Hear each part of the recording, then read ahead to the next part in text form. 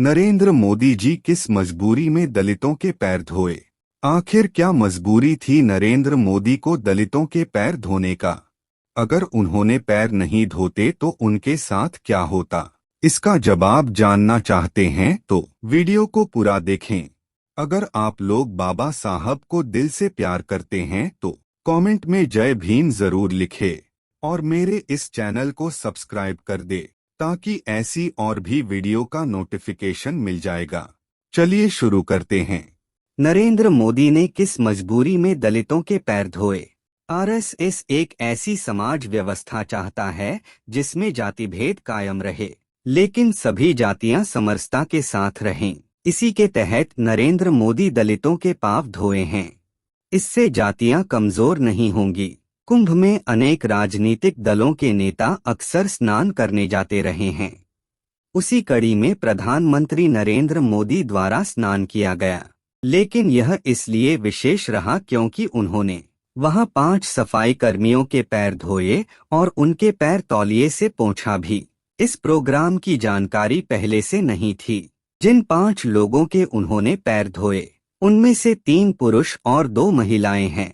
उन्हें भी इस बात का एहसास नहीं था कि प्रधानमंत्री उनके पैर धोएंगे।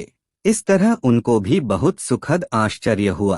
प्रधानमंत्री के इस काम के कई राजनीतिक अर्थ लगाए जा रहे हैं। एक बड़ा तर्क जो आ रहा है वह यह है कि ऐसा नहीं हो सकता कि प्रधानमंत्री बिना ठोस कारणों से ऐसा करेंगे।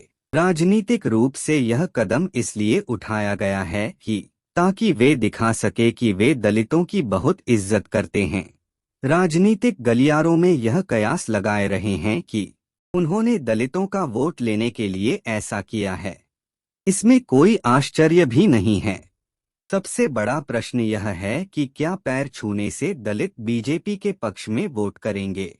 नरेंद्र मोदी ने जो किया है उसे राजनीति शास्त्र की भाषा में टोकेनिज्म पॉलिटिक्स यानी प्रतीकवाद की राजनीति माना जाता है। यह कोई नई पॉलिटिक्स नहीं है।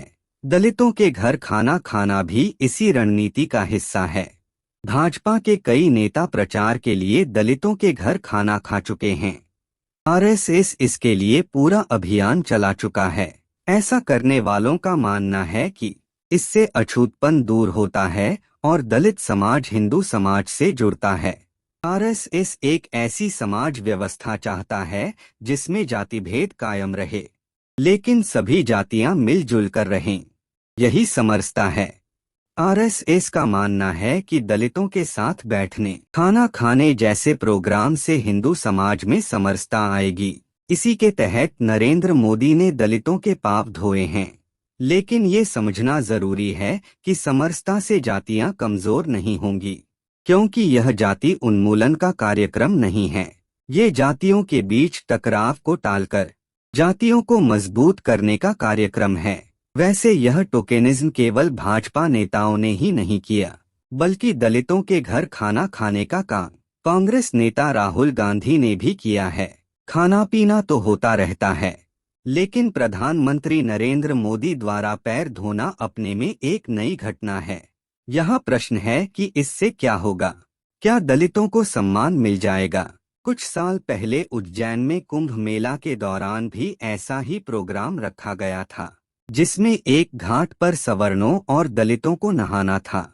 बाद में जब यह प्रोग्राम मीडिया में चर्चा में आया तो भाजपा प्रवक्ता ने यह कहकर पल्ला झाड़ लिया कि भाजपा ने ऐसा कोई प्रोग्राम नहीं रखा था। सवाल उठता है कि मोदी को चुनाव आते ही ऐसी टोकेनिज्म पॉलिटिक्स करने की जरूरत क्यों पड़ गई?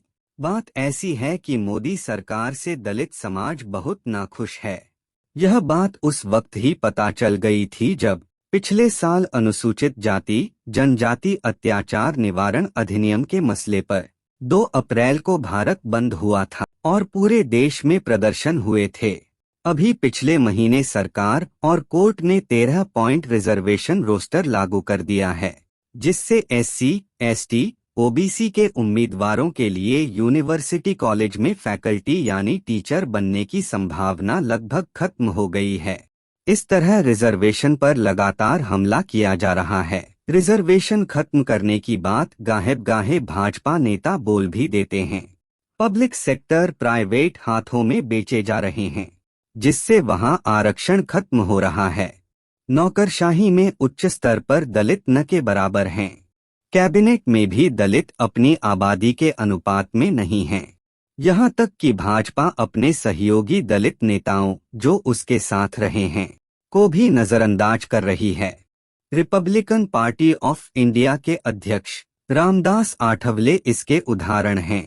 अब बात सफाई कर्मी की आती है। पूरे शहर की गंदगी दूर करने की जिम्मेदारी सफाई कर्मी की होती है, जो अक्सर वाल्मीकि समाज से आते हैं।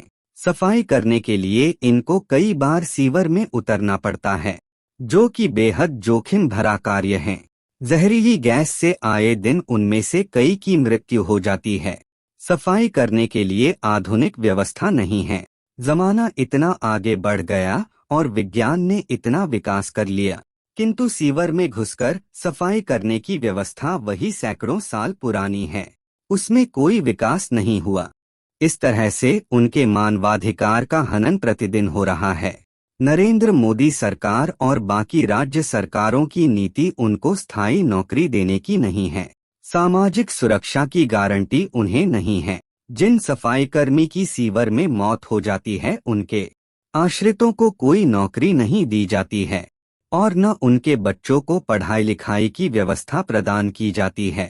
वे कॉन्ट्रैक्ट, ठेका पर कम सैलरी पर काम करने को मजबूर हैं। यदि सरकार उनके लिए चिंतित होती तो उनको सरकारी नौकरी प्रदान करती। नरेंद्र मोदी ने ऐसा कुछ भी नहीं किया है। सफाई कर्मियों के लिए लंबे समय से आंदोलन कर रहे बेजवाड़ा विल्सन ने इस संबंध में सवाल उठाया है कि क्या सफाई कर्मी इतने तुच्छ हैं कि उनका पांव धोकर सम्मान किया गया है? इससे किसका महिमामंडन हो रहा है, जिसका पांव धोया गया या जिसने पांव धोया है? अगर पांव धोना ही सम्मान है तो फिर संविधान में संशोधन कर पांव धोने और धुलवाने का अधिकार जोड़ दिया जाना चाहिए। दलितों को आज समरसता और इस टोकेनिज्म पॉलिटिक्स से ज्यादा जरूरत इस बात की है कि उनके सामाजिक आर्थिक उन्नति के लिए कुछ ठोस प्रोग्राम चलाए जाएं। उनके आर्थिक सशक्तिकरण के लिए रोजगारपरक योजनाएं चलाई जाएं। दलितों को जरूरत समानता की है। जब समाज में समानता आ जाएगी, समरसता अपने आप आ जाएगी। आपको यह वीडियो कैसी लगी? अगर वीडियो आपको अच्छा लगा हो तो मेरे इस चैनल को सब्सक्राइब कर दीजिए।